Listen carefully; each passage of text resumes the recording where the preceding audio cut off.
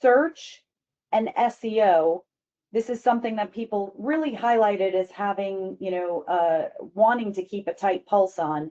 Search and SEO relative to the influence of AI and the brand's visibility within the AI platforms. So think about ChatGPT, Bard, Gemini, Perplexity, right?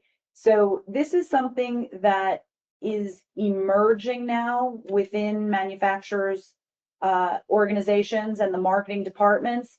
It's starting to become a conversation of how do we make sure our brand does show up in AI.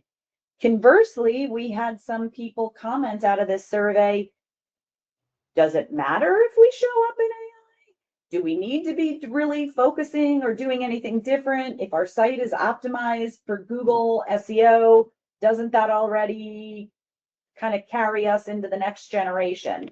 So I think there'll be a lot of conversation today around that too. So with